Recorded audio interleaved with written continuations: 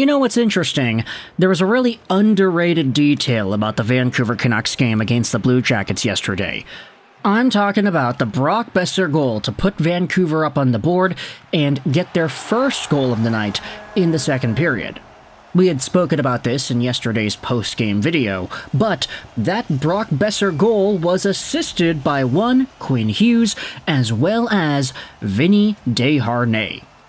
Desharnais was out there with Hughes because Tyler Myers had just come off of a penalty-killing shift, and as a result you had Hughes Desharnais out there instead of Hughes Myers. Desharnais got the assist. Sure, a few minutes later Desharnais himself grabbed a penalty, and that wasn't really all too great to see. But I wanted to talk about this in particular because it opens the door to an even bigger conversation that we can have about PATRIK ALLVIN and some of the guys that he has acquired. So, what I wanted to do was turn your attention to a post made on the R-Hockey subreddit by Lone IY Guy. This is MoneyPuck's recently released chart of the top 32 defense pairings sorted by expected goals percentage. Now, what expected goals percentage is the amount of expected goals that take place on the ice and what percentage of those goals happen for your team. If you're out there on the ice and your team has one expected goal while you're on the ice, then you have a 100% expected goals percentage.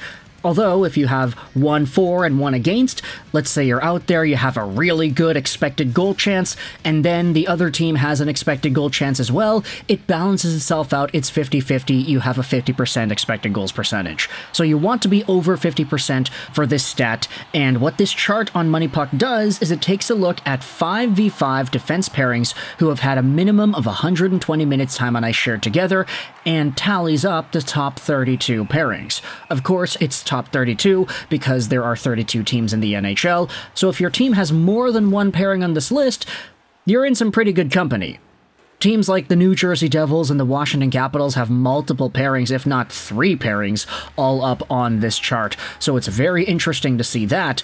But if you go over into the top 5, you will see that the best defense pairings in the league with expected goals percentages are: at number 5, you have Shane Gostisbehere and Sean Walker of the Carolina Hurricanes. At number 4, you have Hughes and Hronek of the Vancouver Canucks. At number 3, you have Miller and Fox of the New York Rangers. Number 2, you have Calvin DeHaan and Sam Malinski of the Colorado Avalanche.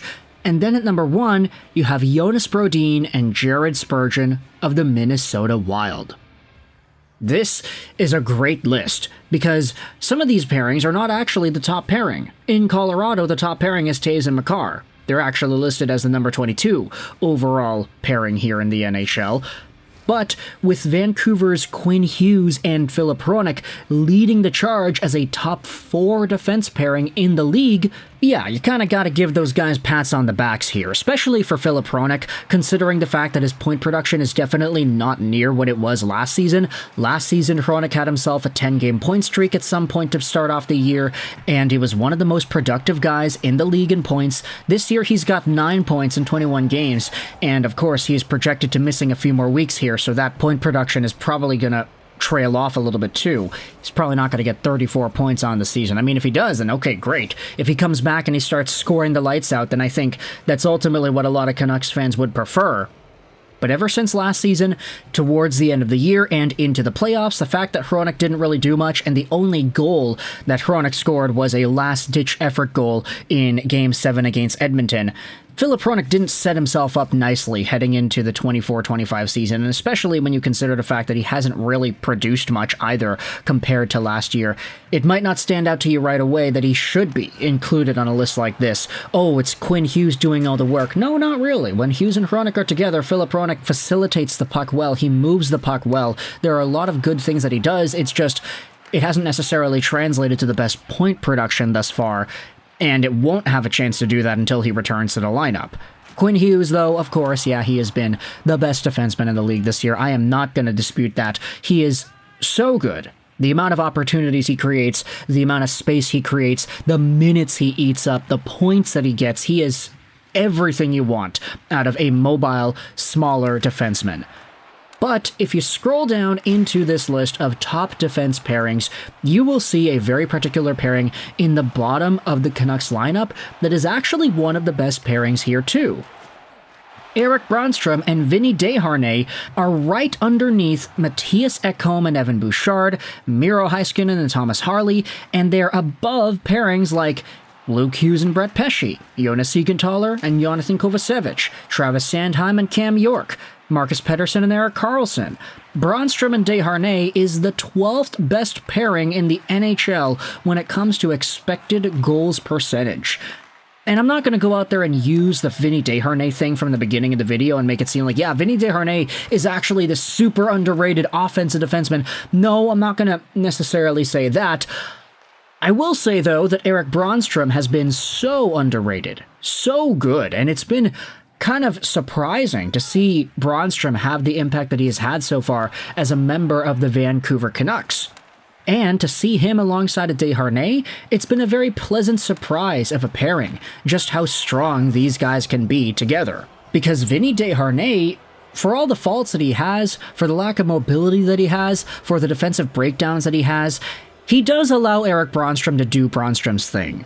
And Brannstrom, obviously we've been seeing his dynamism on the blue line, his ability to create space, his shooting angles from the point. He is underrated in being able to get the puck to the goal, either for tip-ins or to score himself. He has been a very lethal threat, and having Desharnais as his most used Vancouver Canucks D partner, for sure, I mean, you're going to see good results there, especially since Erik Brannstrom creates expected goals out of nothing like crazy. I mean, he's got 7 points in 22 games played this season, which is just under Filip Hronek, and Brannstrom is the third pairing guy, technically.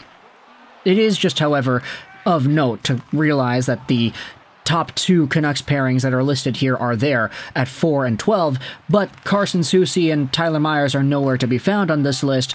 Yeah, that's to be expected. Their expected goals percentage numbers are going to be terrible considering the amount of goals that get scored on them and the lack of offense that you frequently see out of Myers Soucy. But to see Filip Hronek and Quinn Hughes be the 4th overall D pairing and Brannstrom and Desharnais being just slightly below Ekholm and Bouchard, that, of course, is really interesting. In fact, if you scroll down, you can see that Brannstrom Desharnais has better on-ice expected goals for percentage results than Dmitry Orlov and Jalen Chatfield, Darnell Nurse and Troy Stecher, Devon Toews and Cale Makar, Nikita Zadorov and Charlie McAvoy, Rasmus Dahlin and Henri Jokiharju, Noah Dobson and George, Dylan Hamilton, Christensen Severson, Victor Hedman, Giannis Moser, Jacob Slavin, Brent Burns. I get that some of these top pairing players will be a little bit lower on the list because the quality of competition they play off against is generally better. Like, I don't think anybody's going to look at this list and say definitively, oh yeah, Darnell Nurse and Troy Stecher are better defensemen than Devon Toews and Cale Makar. It's all about minutes, it's all about deployment. However, it is interesting that Brannstrom Desharnais is better than all of these guys.